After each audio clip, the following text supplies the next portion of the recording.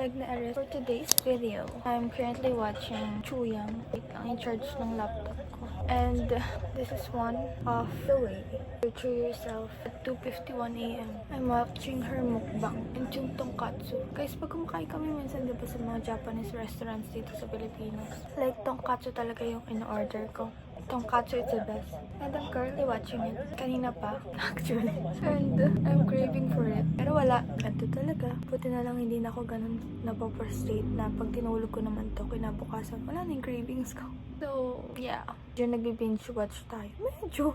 Ilang araw ko nang pinapanood sila Alex Gonzaga, Ivana Alawi, and then the D Sisters. And their podcast, The Boomer and Zoomer. Yeah. I don't know. Bakit ko rin naisipang i-torture yung sarili ko manood ng mga mukbang in the middle of the night, in the middle of the dawn. Pero wala. Yun talaga. We can, treat ourselves pag may pera naman tayo. Pero lagi mo naman tinitipid yung sarili mo.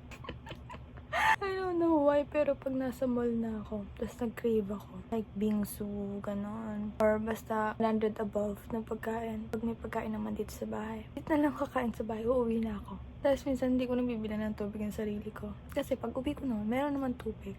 But yeah, I don't know. Just that, tinitipid ko lang talaga yung sarili ko. But it helps. Hindi ako masyado, na-attract or natutukso na bumili ng something because kaya ko magpigil. Pero guys, may mga times din naman na pag may pera ako, sabi din ako mag-spend. So, yeah. It's a matter of time, my mood, and then the money. Yeah. Wala lang. Para magsimula ulit ako mag-vlog. I'm trying to post weekly. And, laking choice. Sila pa yung walang choice. Hello everyone. So, I kinda clean my room. Sinipag kasi ako kanina and hindi ko na siya na-vlog kasi biglaan lang din. And I just want to be in the moment of cleaning my room.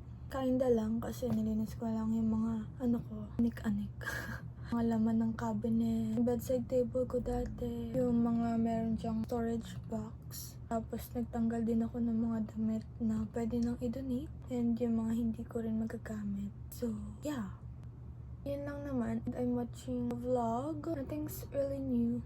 Nakaligo ko lang. Hindi ko na namalayan na 3 hours na pala ako naglilinis. 3 hours, 4 hours. It's 1:54 AM. I'll just update you guys if something happened. Parang nung vlog ko nung nakaraan, diba sabi ko, ayokong binavlog yung parang everyday life ko. Wala. Parang gusto ko rin mag-content creator eh.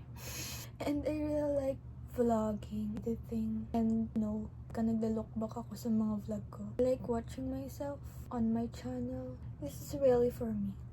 I hope enjoying the vlog so far. Kahit na okay, nag-blank na yung utak ko. I'll see you guys later. I'll just update you guys. Bye.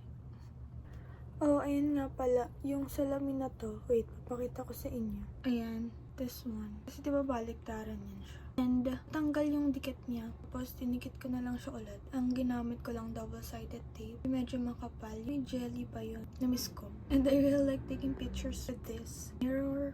So pretty. I miss this setup. And doon pala yung lamp ko. Kasi doon ko lang siyang muna gusto ilagay. I just want to share that.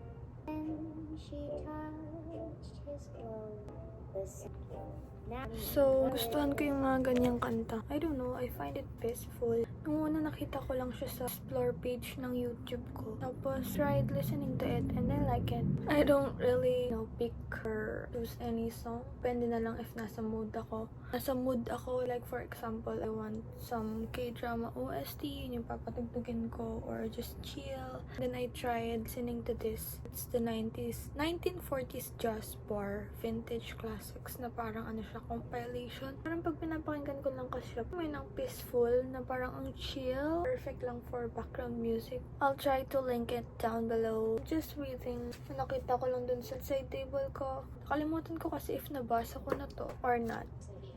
Parang, ay, growing up, parang cake talaga yung pag-burn on. Parang ko dapat... Gusto ko ipakita sa inyo. Ito siya. Nakita ko lang din siya dun sa ano ko. Sa bedside table ko dati. Matagal na kayo nanonood. Alam niyo yun. Yan siya. It's so cute. Wala pa siyang laman. Para kasi ang hirap ng sulatan. Na minsan kasi parang napapangitan ako sa sulat ko. So cute.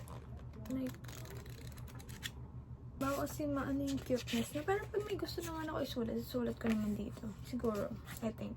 So cute. Ngayon, naalala ko tuloy yung ano ko. Ano yung outro ko, guys? So, yeah. Share ko lang. Kasi gusto ko rin mag-share ng mga cute things. Diba?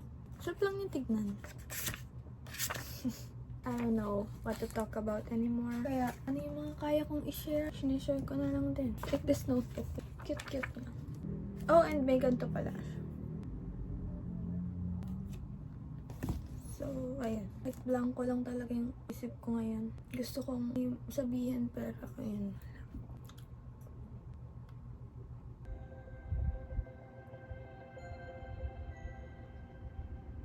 Are you Team Jeremiah or Team Conrad? Comment down below. BRB watching TSITP. Or maybe Team Belly? Sure. Maybe the guy behind me, but it's about tea. I'm watching last 2 episodes.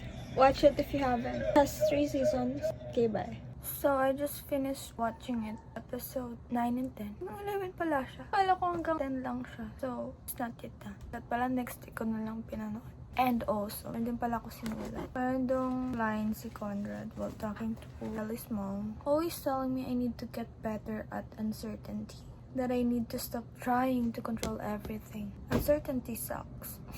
So much. May mga lines dun na parang I feel like it's talking to me. Like, I need something to wake me up. Alam nyo, mas mabilis akong apektuhan ng mga pinabasa at pinapanood ko kaysa mga tao sa paligid ko. Pansin ko lang. I'm back to reading my notes. I need to get back to the core kung bakit ko ginagawa to. Yung pinanggalingan. Yung pinaka-root cause. In order for me to get back to the right mindset. Kasi something's knocking at the door and I don't want to open it. Pero I know at some point makakahanap sila ng paraan para makapasok ulit sa utak ko and kontrolin na naman yung mga dapat kontrolin sa akin. I'm trying to prevent that.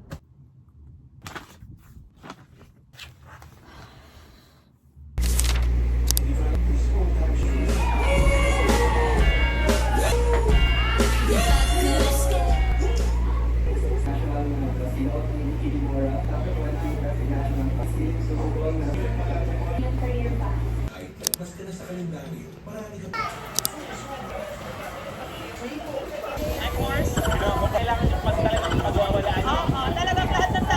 Hello everyone.